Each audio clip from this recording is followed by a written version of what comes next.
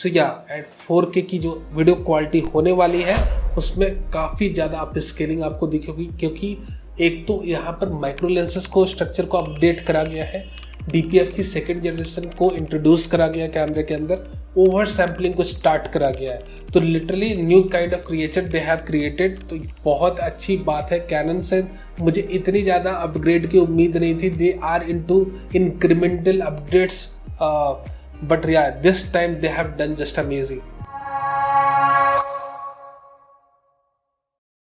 So let's talk about the R10 camera. R10 कैमरे के सिर्फ मेजर स्पेसिफिकेशन के बारे में आज हम बात करने वाले हैं। सिर्फ उन चुनिंदा स्पेसिफिकेशन के बारे में बात करेंगे जो कहीं ना कहीं आपको as a videographer, photographer, cinematographer directly effect करे। So let's discuss the set of improved core specification of the Canon R10 camera. But before that, as usual, अगर आप नए हो हमारे चैनल में, do consider subscribing to our channel.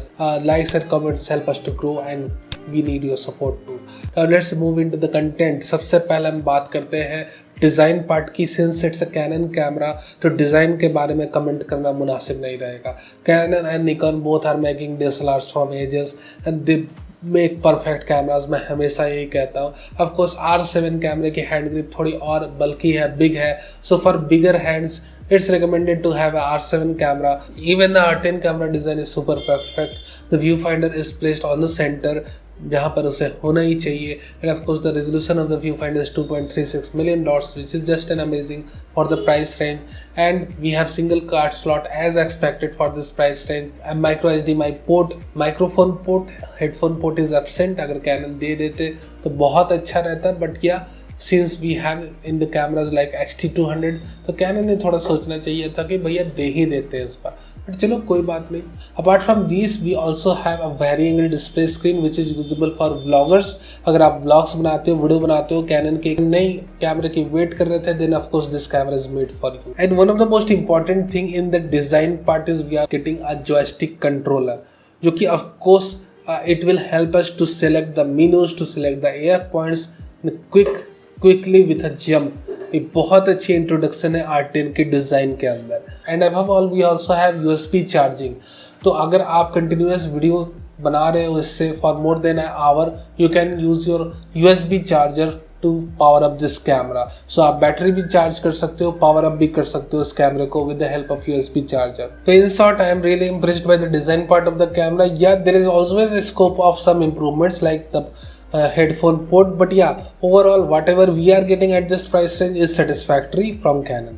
Now moving on to the core specs of the camera, और सबसे पहले हम बात करते हैं सेंसर की। सेंसर की बात करें तो इस बार माइक्रो लेंसेस की जो डिज़ाइन रहती है सेंसर की, उसे Canon ने इम्प्रूव करा है। इसको इम्प्रूव करने से ऑफकोर्स इमेज क्वालिटी में एक फ़र्क जरूर आएगा। You will notice more sharpness in the images of R10 camera, क्योंकि भैया जो सेंसर लगी है R10 कैमरे के अंदर वो अपने M50 Mark II की लगी, वो 200D की लगी है, वो आप ये कह लो M200 की लगी है, 850D की लगी, क्योंकि इन सारे कैमरों में सेम सेंसर लगी हुई थी।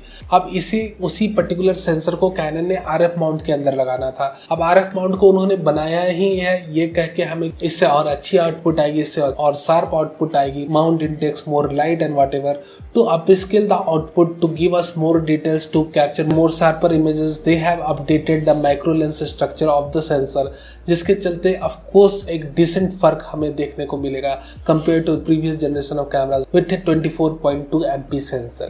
So this is a very welcome improvement from Canon side, and yeah, the same improvement is being done with the R7 camera. Of course technology पुरानी है, we are again getting the conventional CMOS sensor. I was expecting कि भैया आप at least BSI तो introduce कर दो या at least Stag तो इंट्रोड्यूस कर दो, बट चलो इन्होंने नहीं करते हुए भी एक ऐसी इम्प्रूवमेंट कर दी जो कहीं ना कहीं इम्प्रेस कर गई मुझे। चलो एटलीस्ट मुझे और डिटेल्स और शार्पनेस तो देखने को मिलेगी, इतना ही काफ़ी है भैया। आप इंक्रीमेंटल का अपडेट करते हो, आपने माइक्रो लेंसेज की डिज़ाइन स्ट्रक्चर को अपडेट कर दिया, वही काफ़ी है। That's also appreciable. So after the upgradation of micro lens structure, the next upgradation we have is the DPF system. Second generation की DPF सिस्टम को Canon ने इस बार इंट्रोड्यूस करा है अपने R10 कैमरे में। Of course they have redesigned the DPF structure too. जितने भी पहले Canon के कैमरे थे जो 24.2 MP के सेंसर को लेके आए हुए थे, उन सारों में 143 AF जोन्स मुझे मिलती थी या हमें मिलती थी, ये कहना सही रहेगा। I'm not talking about the DPF points right now, you should notice that, With the new camera, we are getting 651 AF Jones. Again, I am saying AF Jones. कई यूट्यूबर, कई वेबसाइट्स इसे लिखेंगे AF points, but you should understand these are not AF points, these are AF Jones. ठीक है? In previous Canon cameras, the AF Jones were limited to 143 only. 200D Mark II को देख लो, 850D M50 Mark II, सब में 143 AF Jones है. But right now in R10, it's second generation DPF, so we are having 651 AF Jones with near about 100% sensor coverage. Video record करोगे तो लगभग 500 से ज़्यादा एक्टिव AF Jones आपको मिलेंगे. So this is a huge upgrade from previous generation of Canon cameras. DPF system को एक next level पे ले जाया गया है. And it's worth to mention कि भैया इसमें लो लाइट क्वालिटी में कोई फर्क नहीं पड़ने वाला, क्योंकि भैया ये कन्वेंशनल CMOS सेंसर है, BSI CMOS नहीं है. सो डोंट एक्सपेक्ट कि भैया अच्छा कहते कहते इतना अच्छा कह दे, जो कि है नहीं एक्चुअली. सो लो लाइट परफॉर्मेंस में कोई फर्क नहीं पड़ने वाला है. एक दो स्टॉप की डिफरेंस कोई दिखा सकते हैं with their own skill and capability, but literally नहीं पड़ने वाला उतना फर्क. या with the micro lenses just I am saying detailing sharpness अच्छी हो जाएगी. तो DPF सिस्टम की बात हमने कर ही ली, तो ब्रस्ट शूटिंग की भी कर ले. So in this price range I am really impressed again with the burst speed of the camera. With the mechanical shutter आपको R10 15 FPS की ब्रस्ट स्पीड देता है, और इलेक्ट्रॉनिक शटर यूज़ करते हो तो लगभग 23 FPS की ब्रस्ट स्पीड मिलती है. अगेन 23 FPS की ब्रस्ट स्पीड उतनी यूजेबल नहीं है, क्योंकि एक लिमिटेड बफर आपको मिल रहा है. 1 से 2 सेकंड का ब्रस्ट मिला भी तो क्या मिला. And of course it's a conventional CMOS sensor, जितना आप ऊपर जाओगे उतना रोलिंग शटर इफेक्ट दिखेगा. So better to settle with the 15 FPS mechanical shutter. 15 FPS की मैकेनिकल शटर को अगर आप यूज़ करते हो तो वो भी एक काफ़ी डिसेंट स्पीड है इसके अपने क्लास में. अगर हम क्लास के साथ कंपेयर करें तो 23 FPS तो इसे कहीं और ले जाती है, बट क्या even 15 FPS is very decent shooting speed.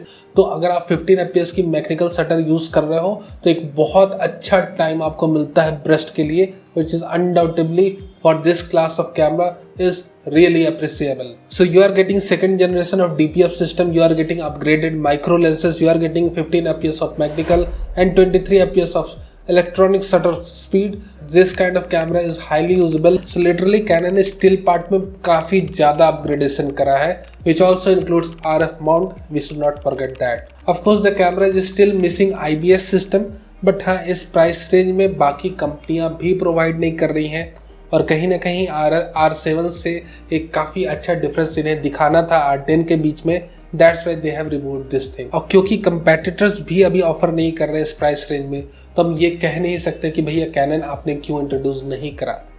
So yeah now let's talk about the video part of the camera. Video में रेजोल्यूशन की बात कर लें तो 4K अप टू 60 FPS और full HD up to 120 FPS मिलती है आपको. और अगर हम थोड़े डिटेल्स में जाएं वीडियो में तो 4K 30 और 24 FPS तक अगर आप रिकॉर्ड करते हो तो ये आपको ओवर सैम्पल्ड फाइल के थ्रू मिलती है. यानी कि कैनन का कैमरा R10 कैमरा पहले एक 6K की फाइल रिकॉर्ड करता है. And of course I am really happy to talk about this, क्योंकि आज तक जितने भी कैनन के कैमरे के बारे में मैंने बात करी है at the rate of 1 lakh price range और स्लाइटली अबव बिलो दैट, सारे लोग पिक्सल बिनिंग के चक्कर में पड़े हुए थे भैया. But finally we have R10 camera. Really happy to talk about कि for the first time a Canon camera under 1 lakh price range, 80,000 इसकी बॉडी की प्राइस है, ये 6K की फाइल को ओवर सैम्पल करके आपको 4K की 24 to 30 FPS की वीडियोस देगा. सो या एट 4K की जो वीडियो क्वालिटी होने वाली है उसमें काफ़ी ज़्यादा अप स्केलिंग आपको दिखेगी, क्योंकि एक तो यहाँ पर माइक्रो लेंसेज को स्ट्रक्चर को अपडेट करा गया है, DPF की सेकेंड जनरेशन को इंट्रोड्यूस करा गया कैमरे के अंदर, ओवर सैम्पलिंग को स्टार्ट करा गया है. तो literally new kind of creature they have created. तो बहुत अच्छी बात है. कैनन से मुझे इतनी ज़्यादा अपग्रेड की उम्मीद नहीं थी. They are into incremental updates, but yeah this time they have done just amazing. इस प्राइस रेंज को लेके मैं काफ़ी ज़्यादा इंप्रेस हूँ. R7 के साथ उन्होंने जो अपग्रेड करा है that's really appreciable, but at this price range what they have given us is just amazing, I have to say. So not only this, ये सारी बातें यहीं नहीं रुक जाती. मैं तो सिर्फ ओवर सैम्पल्स की डिटेल्स पढ़ के ही खुश हो गया था, but I am really surprised कि R10 में आप 10 बिट की वीडियो भी रिकॉर्ड कर सकते हो. सो बट या कैनन की लॉग प्रोफाइल्स तो अवेलेबल नहीं है, but we do have standard log profile.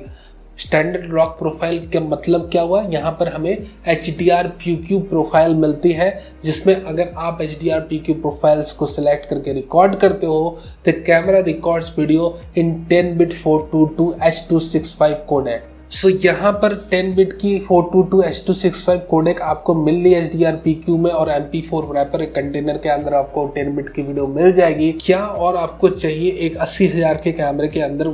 And of course you are a heavy editor, you love to play with the log profiles, then of course we have higher end cameras for you. और finally एक और video feature की बात करे बिना video features को discussion को बंद करना या एंड करना मुनासिब नहीं रहेगा। अब R10 में कोई रिकॉर्डिंग लिमिट नहीं है, तो जब तक आपका कार्ड सपोर्ट कर रहा है, बैटरी सपोर्ट कर रही है, मान लो कार्ड आपने काफ़ी अच्छा लगा लिया तो आपने एक USB चार्जिंग एक्सटर्नल लगा ली, so now you can record for hours with the R10 camera. Of course heating test अभी करना बाकी है, क्योंकि अभी जितनी भी वीडियोस आ रही है सारी मोस्टली USA की तरफ से आ रही हैं हीटिंग टेस्ट को लेके भी। तो अपने एशियन रीजन में कैसे स्टैंड आउट करता है हीट टेस्ट को लेके, जब यूजर्स के हाथ में पड़ेगा तभी पता चलेगा। But right now the data we have कि भैया आप इस पे ऑफकोर्स 30 मिनट तक तो आराम से 4K की ओवर सैम्पल्ड फाइल्स रिकॉर्ड कर सकते हो without any problem. Even this camera above all support digital IS feature, so I think for the price Canon is asking for, it is very reasonably priced camera, the R10, and I am really impressed with the announcement of R10 camera. So finally let's talk about the price. वैसे price के बारे में मैंने कई बार कहा है इस video में। The body price is somewhere around 80K, with the kitless the 18 to 45 you have to pay 90K, around 90K, and with the 18 to 150 you have to pay more than a lakh. And of course we have discussed all the major specs of the camera right now, whatever I think so, जो मुझे कहीं ना कहीं important लगा आपको बताना as a photographer, cinematographer, videographer, जो आपको कहीं ना कहीं डायरेक्टली इफेक्ट करे। So I hope you like this video अच्छा लगा हो तो लाइक करना नहीं भूलना मेरे दोस्त, नए हो तो सब्सक्राइब भी कर लो for future updates, live news and thank you very very much again for watching this video.